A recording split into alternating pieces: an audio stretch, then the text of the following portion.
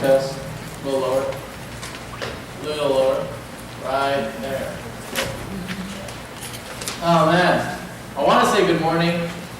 But I'm a little exhausted today. Have you guys ever had one of those experiences with God? Well, I tell you guys this all the time. It happens pretty often to me, but so around 3 a.m. today, just to kind of get us awake, or get myself awake a little bit, I took a pre-workout to kind of get myself hyped up. But let me tell you guys right now, I got the jitters like no other. I feel like I'm sweating already and I want to go to the gym, but praise Jesus, because I needed the energy. But long story short, around 3 a.m., 3 a.m. today, who was at my house? Chance, 3 a.m., I was awake at 3 a.m., right? So around 3 a.m. today, I'm sitting in the kitchen, and I'm not going to share with you guys what happened, but I'm sitting in the kitchen, and I'm working on this. I'm pretty much done. I'm reviewing, and then at 3 a.m., the Lord just kind of, He said, I don't want you to just preach another sermon to your people. And I was like, oh goodness. You know, if you guys hear that, I was always taught this in Bible college, if the Lord tells you that, you know you're doing something wrong, right? So I'm over here sitting in the kitchen. I'm like, what do you mean you don't want me to just preach another sermon, Lord? And I'm sitting there, and I choose to listen to some sermons online about the passage I'm about to preach on. I already have the whole sermon written out, have it all ready, all my notes are ready. I already studied all week for it, and like around 3:07, 3:08 a.m., I delete everything. Every single bit of my notes, I delete it, throw it in the trash can so I can't open it back up again, and then I start from scratch. Sometimes the Lord does that to people. I know the Lord most definitely did that to me. Unfortunately, it was at 3 a.m. when I'm supposed to be asleep. But with that being said, I know that this message in particular, I believe it might be for some particular people in this church right now. If the Lord does that, you hear it from, if you guys listen to pastors online, or if you guys listen to pastors on YouTube and you hear them preach, you'll notice whenever they have an experience like this, when they're preparing or when they're already done, the reason almost always is because someone in the church has to hear this particular message. I don't know what particular people it is. If it's you, then it's you, and don't take offense from the Word of God. Now, as many of you guys know, we're going through the Sermon on the Mount. For the past few months, we have been going from passage to passage to passage from the sermon that Jesus Christ preached to his disciples, the Pharisees, and whoever else was in the crowd. The crowd included religious leaders, included his disciples, included his random followers, included people of the city, included people who were just kind of curious. Sorry, I put my phone down for the vibrating. Included people who were just kind of curious about who this Jesus Christ was. Right? These are the people that were listening to Jesus Christ preach. But for the past few weeks in particular, Jesus has been addressing the hypocrisy of the Pharisees and how they would attempt to twist the scriptures for their own benefits. And just as Jesus Christ was addressing the hypocrisy of the Pharisees because of them twisting scriptures, Jesus here again addresses hypocrisy. But this time from a different point of view. Rather than using an Old Testament law, rather than using an Old Testament passage, he addresses hypocrisy from a different position or a different point of view. But before actually going into the text, I would love to address the dangers of hypocrisy. Of course, I'll be talking about hypocrisy more within this message because the verse does deal with hypocrisy. And I kid you not, if there's one thing I can honestly say that Jesus dislikes, absolutely dislikes, it's a hypocrite. That's why he calls them out throughout the Sermon on the Mount. But unfortunately, churches or Christians, I'll use Christians, we have become the masters of hypocrisy. If there's a group of people, if you play video games, I don't know if you play video games, maybe these guys play video games. I don't know about you guys, but if you do, and you play video games, you guys are awesome. That's pretty amazing, actually. I don't really see many, I'm not going to finish that statement, actually. But when you play video games, you can choose a mastery to kind of polish up. You can kind of choose a skill set that you want to polish up. If you're playing an MMORPG, like a massive multiplayer online role-playing game, or just a role-playing game, you choose what kind of character you want to create your person to be. You choose what kind of mastery you want. And unfortunately, I feel like Christians, we have decided to put all our skill points into hypocrisy. I don't know why. I feel like it's an art that has been polished and mastered throughout the years in the church. Why do I say this? Because we see it in the Old Testament. We see it from the book of Genesis. We see it all the way to the book of Revelations. In other words, from the beginning of time, after Adam and Eve ate of the fruit, until the end of time, the church and believers among the church are going to be polishing this term called hypocrisy. And unfortunately, like I said, the longer we're in church, the better we become at it. The better actors we become. And this hypocrisy will lead to murder. Not a little physical murder. Maybe, I don't know, maybe you might end up killing someone. Don't tell me, so I don't want to be liable, but no, I'm just kidding. Don't do it. So just don't do it. But this hypocrisy will lead to any type of, if you have any type of spirituality in you, this hypocrisy will murder it and completely destroy the testimony you hold yourself to. Now, that being said, the title of today's message is called Don't Be an Actor. There it is. Don't be an actor. Some of you guys might be thinking, how do you get don't be an actor out of this passage that talks about not letting your right hand see what your left hand does? Well, I'll explain it later. But the title of today's message is called Don't Be an Actor, and the text we'll be studying out of is Matthew chapter 6, verses 1 through 4. Let's read. It says, beware. I love this. He tells all these people that are listening to him preach, guys, beware. Beware of practicing your righteousness before people or before other people in order to be seen by them. For then you will have no reward from your Father who is in heaven. Thus, when you give to the needy, sound no trumpet before you, as the hypocrites do in the synagogues and in the streets, that they may be praised by others. Truly I say to you, they have received their reward in full. But when you give to the needy, do not let your left hand know what your right hand is doing. I'll explain that later. So that so that your giving may be in secret, and your Father who sees in secret will reward you. Let's pray. Father, thank you, Lord, for your word. I thank you, Lord, for giving me this timely message and this particular text to preach on. Pray, Lord, that you would use me to articulate your scripture to your children. I pray, Lord, that everyone here would have their hearts and their mind open to receive your word. And I pray, Lord, if there's anything of me in this text, that you will remove me and really let it be your word that speaks to your children, Father. So anoint me for the tips of my hairs, the soles of my feet, to present your word, and anoint every word that comes out of my mouth. So we love you, Father, we honor you, thank you, and we expect your Holy Spirit to move in Jesus' name. Amen. Point 1. The first point of today's message is called privacy, not publicity. And the reason for this is obviously in verse 1, which I just read, where Jesus tells the people, but most particularly, he's addressing the religious leaders, that the reward of practicing their righteousness before other people has been given to them in full. He says afterwards that he tells these people, he tells the listeners, that if they do practice their righteousness in public, they will have no reward for them in heaven. In other words, nullifying their righteousness before God. Now the real question is, why would practicing righteousness nullify their reward before God?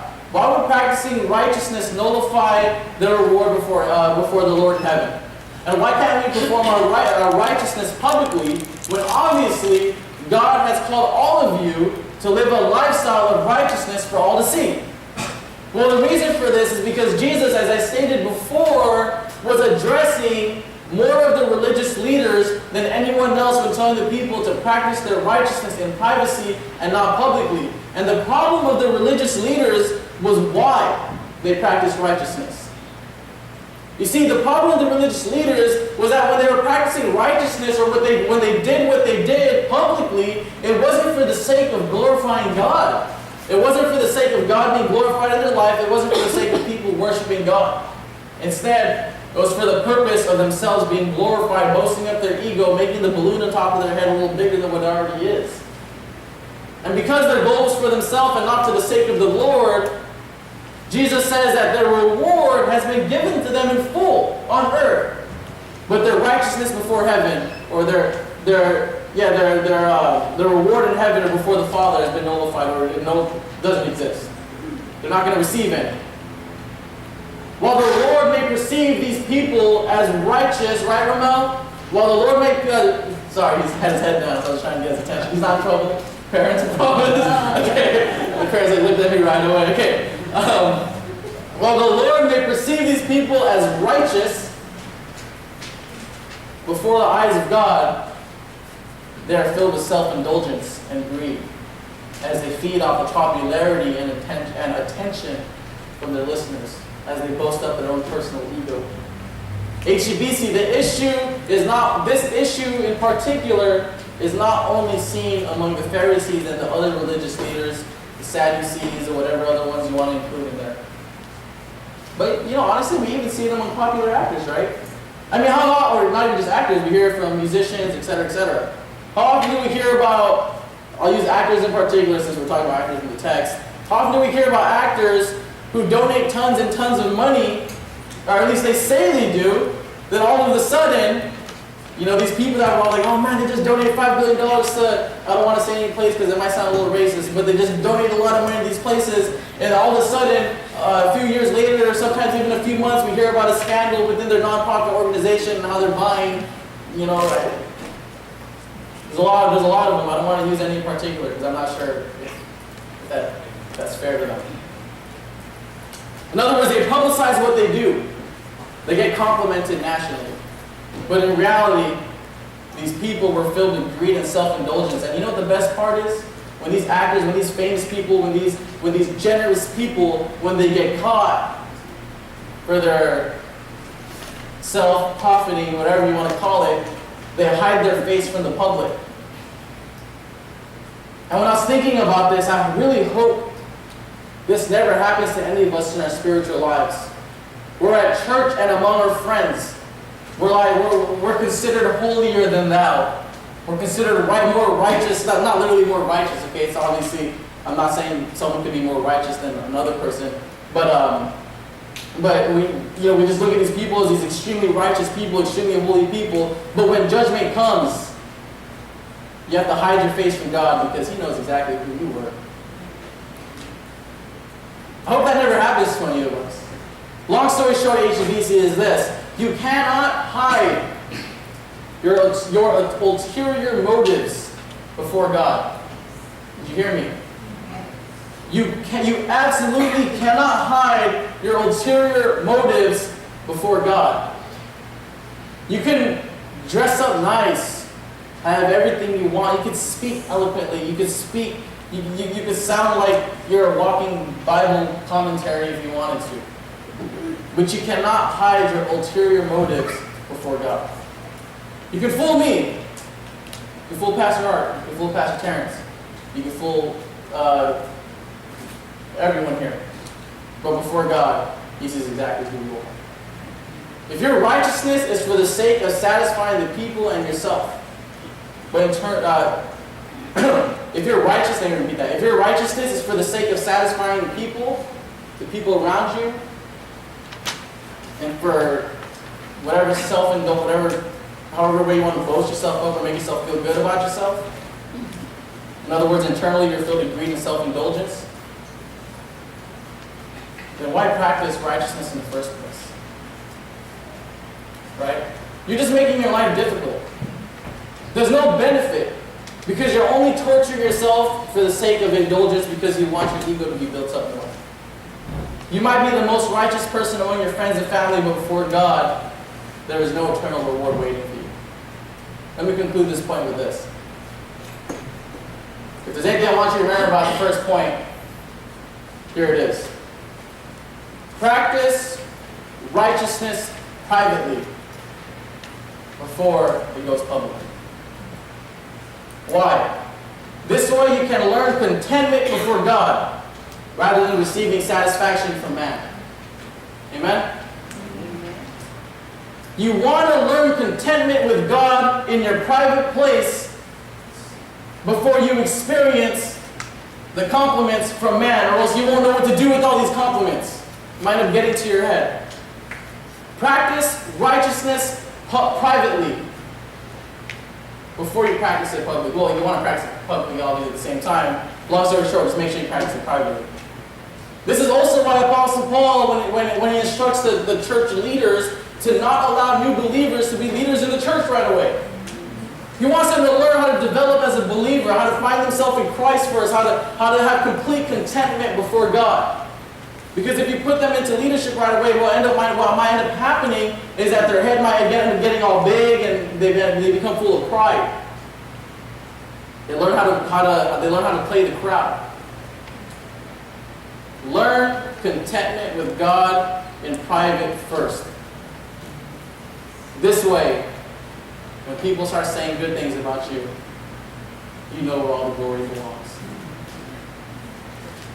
I warn you now, if you cannot practice righteousness in private, what makes you think you can practice righteousness among the crowd?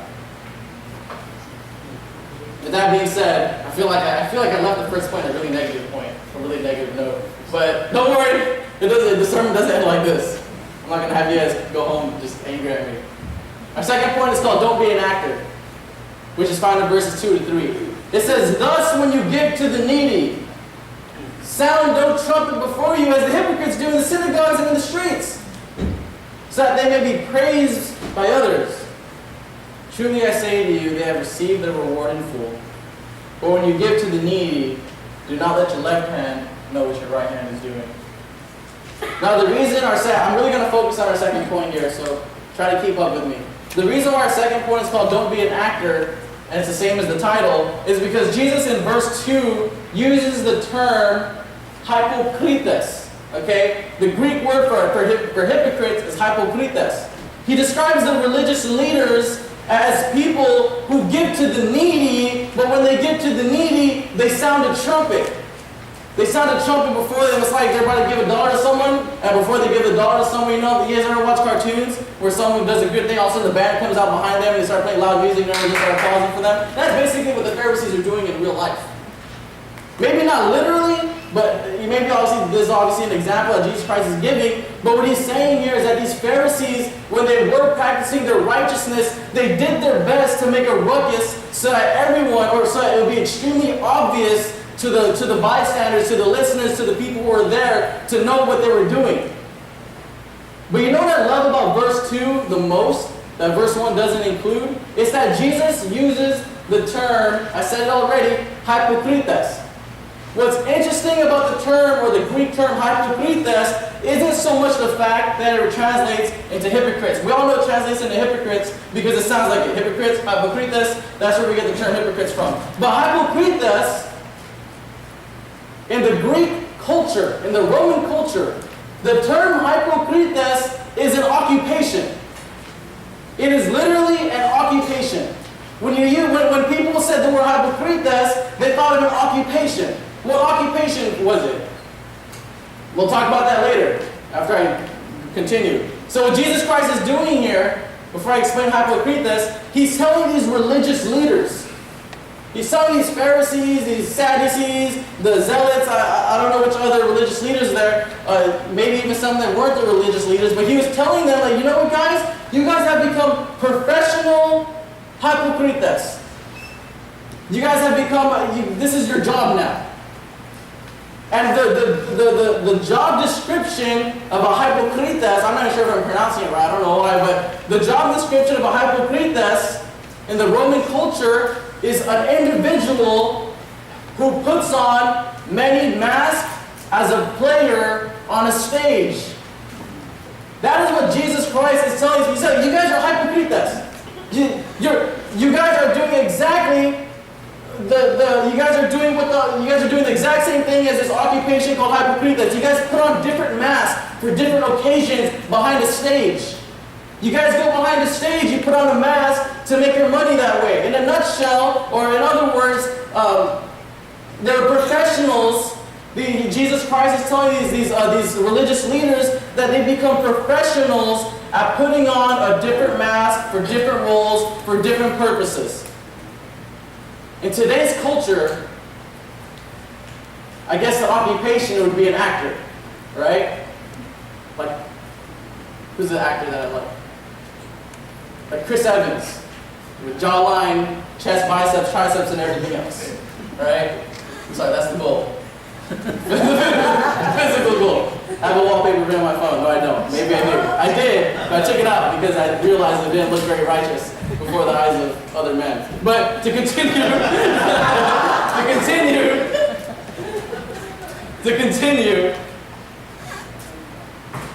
Jesus is telling these Pharisees that they have basically become professional actors. And you know what their stage is? It's not the Colosseum. It's the synagogue. It's the street corner. That's terrible, actually. Imagine. That's what they turned the stage. That's what they turned this into. An act. So basically, Jesus Christ here is calling the religious leaders here in its as simple terms as possible so that everyone can understand it. Fake. Right? No one likes a fake person, right? You don't need to be that. It's frustrating. That's what Jesus Christ is calling these Pharisees. He's saying, you know what, you guys are fake. No one knows who you really are. You put on a mask before the needy. You put on a mask when you're fasting. You put on a mask when you're giving your tithes and offering. You put on a mask when you worship God on the streets. We talked about fasting on Friday. They put on a mask when they fasted by making themselves look messy and disgusting. It's calling them fake. They aren't who they seem to be. Jesus is saying these religious leaders, they aren't who they seem to be. Let's look at actors today. How many comedians do we know? How many comedians do I know that make me laugh and smile for hours as I watch their pointless movies, laughing, only to realize a few years later they're attempting to OD on drugs and commit suicide due to depression. But when I see them on TV, I'm laughing with them. Again, they're putting on a mask. Hypocrites. The Pharisees were like this. They're professional actors. They're hot one day, they're cold the next. I don't know why that song came to my head, but they're hot one day and they're cold the next day. One day they're holy, but behind the mask of righteousness that they show the people is a whitewashed tomb. One day they're good at feeding the homeless, the next day they're good at ignoring the needy. At home they're cursing out and shouting at their wife, or maybe the wife is cursing out, shouting at the husband, but at church they're the perfect couple. On the car ride, it's a war room, and not the war room that we were watching on Friday, but a different type of war room.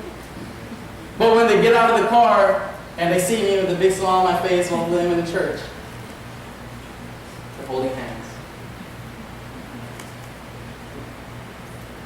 Outside of church, messing around with women, but at church, they don't even lift an eye towards another girl. Same for men, or same for women. Outside of church, messing around with the boys. I say the boys because those of you messing around, we ain't messing around no men, because a man ain't gonna mess with that. But with the boys, right? And I hear the women say amen. Dang, the women don't want to hear this because, messing around with the boys, but at church, they dare not even look at the neck area. And the worst part is, they play the act perfectly. These Pharisees, in my opinion, were better than the professional hypocritas. They were better than the professional actors of today. Why? Because they needed God himself to call them out for their acting. HBC, these actors that we call the religious leaders of the early church, doesn't just apply to them. Almost every church has them, unfortunately. I'm not going to say every church, because I'm not going to generalize every church. But I think I can honestly say, I don't want to say almost, because I want to give the churches the benefit of the doubt, but a lot of churches have them, unfortunately. Sometimes the actors in church are the pastors, right? Sometimes it's the deacons. My deacons at, right? Sometimes it's just the church leaders. Maybe the young adult leaders, maybe the youth leaders, maybe the children ministry leaders. Just don't know who it is sometimes. And when we do find out who it is, it's almost as if we don't want to believe it because of how deceived we were. This is why Jesus makes an emphasis on how important it is to not let your left hand know what your right hand is doing. He's not saying to don't literally let your left hand not know what your right hand is doing, but what he's saying here is to make your righteousness be done discreetly with no intention of boasting yourself up. Let your righteousness be done discreetly. That's what it means to not let your left hand know what your right hand is doing. I stated this before HBC.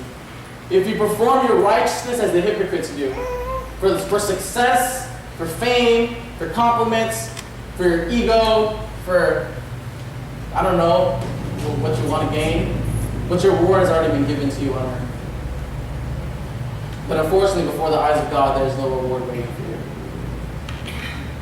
Don't be the person sitting in these seats, passionately listening to me, Pastor Art, or Pastor T preach, simply to go home and do the opposite. Don't put on a mask in front of me with the mask of righteousness, only to impress people around you. Worship team. Don't worry, I have one for all of them, not just worship team. Don't be the person up here using your lips to praise God, but behind scenes complimenting the devil with your actions and words. Church leaders. Don't be the individual who puts on the mask of leadership and teaching, but when outside of church, uses your charismatic, influential gifts to take advantage of others. And for the rest of us here, simple. Don't be a fool. Don't be an actor. Don't be a hypocritus. Because if you are, you're just adding another scar to the image of Christianity and who Jesus Christ really is. Trust me, it's already bad enough that the world views Christians as a bunch of self-righteous, brainwashed fools. Or better yet, a group of fake individuals who have an adult imaginary best friend to make them feel better about themselves.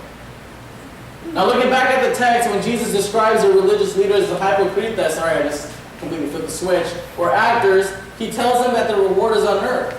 Just like the professional actors who build up their income through wearing many masks within the Greek cultures, so are the religious leaders doing the same. They're giving to the righteous, they're boasting themselves up, they make it public. While the salary or while the wage that they're earning for themselves is not so much financial income, they're receiving a different kind of income from the people as they publicly do perform their acts of righteousness. This is why verse 1, Jesus makes it clear that there's no heavenly reward for these actors. Long story short, I said this before, and I'll say it again. Don't be part of Satan's grand play. Don't work for the payroll that Satan has written out for you. Which now brings us to our final point, which is called heavenly reward, which is seen in verse 4. This might be the longest sermon I've preached in a long time. It's already been 30 minutes. This now brings us to our final point, which is called heavenly reward, in verse 4, and it reads, so that you're giving, okay. Basically, he's talking about, I'll start from verse 3. But when you give to the needy, do not let your left hand know what your right hand is doing, so that your giving may be in secret, and your Father who is in secret will reward you. He tells them in this passage after talking about not being an actor and to practice righteousness and secrecy, if they do so, the reward it's in heaven. The Lord in heaven is going to be the one that rewards you. While it may be in secret, while the fame, while the compliments, while the feel-good effect may not be as great and grand as these actors, we can't overlook the fact that the Father in heaven sees your genuine righteousness. Yeah, we might not get what the world has to offer us, but if you do what you do and you practice your righteousness for the sake of boasting of the kingdom of heaven, then know that what your reward is eternal. As I stated before a few weeks ago, as we worship God, we worship a God that will never overlook the righteous. You guys remember that sermon known as Overlooked? Yes. If you guys don't remember it, basically a few weeks ago I preached on a topic how no one in church is overlooked. But just as no one is overlooked in church, as you discreetly practice righteousness, know that God will not overlook you. He sees what you do in secret, and your reward is going to come from the Father in heaven. Because I tell you now, I'm almost done. As long as you're on this earth living and breathing as a proclaiming Christian, there are two people. There's one of two people you're going to end up working for, and you can only choose one. You can either be part of Satan's grand play on earth, be one of his actors, or you can be part of the kingdom of heaven as one of Christ's representatives on earth. While one may store up the treasures on earth abundantly and boast up your ego immensely, the end result isn't as grand as you may hope for it to be. However, while serving Jesus and his kingdom, it may not be as glorious and colorful on earth, but the eternal blessings waiting for you are immeasurable and perfect. Now the final question is, how do we compare these two? How do we compare someone who is part of Satan's play or act? Simple. The actor is the individual who has stated before, wears multiple masks, like the Pharisees, who practice righteousness for others to see. The individual who's concerned about personal image over the image of Christ in your own life. And the individual who lives a dual lifestyle and plays the part of righteousness at church or among friends, but also lives the life of wickedness behind their other mask. And obviously the individual who builds up his treasures in heaven as part of the body of Christ is simple. It's the person or the individual who practices righteousness discreetly, because the person they want to please is not man but God. And the best part is the reward waiting for you, or the reward that you're building up, is for eternity, as our Heavenly Father, who is eternal, is going to be the one who's rewarding you. Now to conclude, let me end with this. The title of today's message is called Don't Be an Actor. And the verses used was Matthew chapter 6, verses 1 through 4. I preached this message. If you guys don't know, I've actually preached this text, I think last year, because I was looking back at my old notes. And as I was looking back at my old notes, I focused exclusively on practicing righteousness in public, or in private. But today, I was going to do that again today, but as I said, I believe the Lord wanted me to focus on acting as Jesus compared religious leaders to actors. The first point of today's message was called privacy, not publicity, and the focus verse here was verse 1. We're almost done. Hang on with me a little longer. The focus of the first point was to remind believers to practice their righteousness in private. Not because they don't want people to know we are a man of God, not because he doesn't want people to know who you live for, but because the Pharisees had a tendency to practice righteousness for rewards and recognition for the people. And the word of advice that I gave you guys was to practice righteousness where first? Private. If you want to practice righteousness, first practice it in privacy. That way you can learn to be completely content with God. If you are not completely content with God, then you are going to keep slipping up, unfortunately. Learn contentment in Christ first. And in order to do that, you need to learn how to practice righteousness in your private place. Then, when other people see who you are, you know you're not being a hypocrite. The second point was called Don't Be an Actor, and the focus verses here are verses 2 and 3. And the main focus of this point was to remind you to not be like the Pharisees, who became like professional hypocrites or professional actors, which basically were people who put on different masks. They would build up their reward on earth as they boast themselves up with their quote-unquote righteousness, when in reality behind their mask they're wicked, they're full of wickedness. That's why they're whitewashed tombs. Now the final point of today's message was called Heavenly Reward. I'm going through it quick because I already went overtime. But the final point of today's message is called Heavenly Reward. And the verse used is verse 4. And the focus point of this verse was to remind believers that ultimately, in the end of the day, if you call yourself a Christian, there's only two people that you're going to end up working for. You're either part of Satan's grand scheme and grand plan on earth, as he creates the best actors out of Christians in church, or you're part of the kingdom of heaven as you practice genuine righteousness. I hope you choose. I don't want to say the right occupation because it's not really an occupation, but you choose whose payroll you want to put yourself under, where you want to receive your reward, and where you want to receive your treasures. To conclude, I'll end with this. Almost done. Since the title of today's message revolves around acting, I'll conclude with what an actor is in the church and what they look like. As I stated in the beginning of the message, as I stated in my first point, as I stated in my second point, and as I stated in my third point, I stated it 3 times because I wanted you guys to remember it. An actor in the church is simply someone who puts on a different mask for the sake of self-image, self-indulgence, and false righteousness. And this is why the Pharisees, the religious leaders, they made it obvious when they practiced righteousness.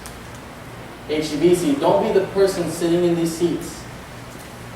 Don't be the person sitting in these seats passionately listening to people preach, simply to go home and do the opposite.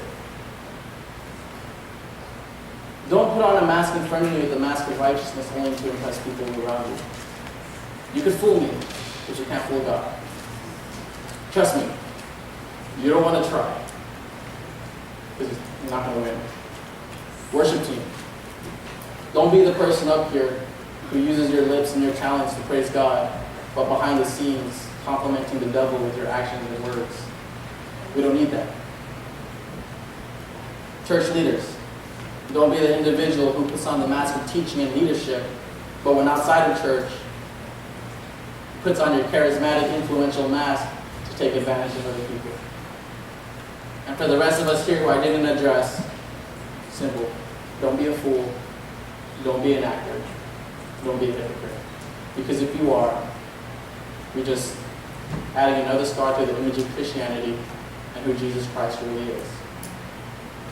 Because unfortunately, people know who Jesus Christ is through the way you live your life. Because not everybody's going to open up their Bible and read it. If your desire is to glorify Christ in the first place, practicing righteousness discreetly is going to come second nature. And through that, the world is going to know who Jesus Christ is through you. And ultimately, the best part is the rewards and the rewards you're storing up is in heaven.